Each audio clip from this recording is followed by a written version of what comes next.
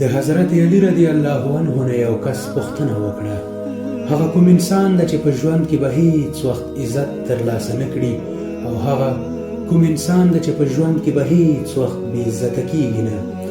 حضرت علی رضی الله عنه فرمایل هر هغه انسان چې دروغ وایي هغه به هیڅ وخت عزت ترلاسه نه کړي، ځکه په دروغجن د الله تعالی لعنت دی.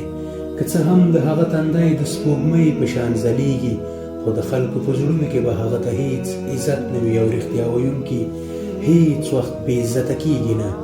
ښایي که ژوند یې په هر څومره تنګ وي، د هغه دپاره عزت مقرر دی، هم په دې دنیا او هم په هغې دنیا. او دا هم په یاد ولره چې ځان دې همیش له دروغو څخه ساته. الله تعالی به دې په دنیا او آخرت کې د خپل لعنت او رسوایۍ څخه ساتي.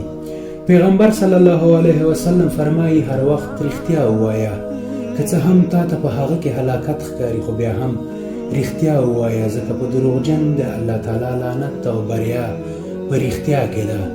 او دا هم په یاد ولره چې د دروغو لارې همیش تنګې او مخکې بندې وي، او بعضې وخت به تا ته په رښتیا ویلو باندې لارې تنګې ښکاري، خو په مخکې تلو به درته هوارې او پراخه شي. السلام علیکم.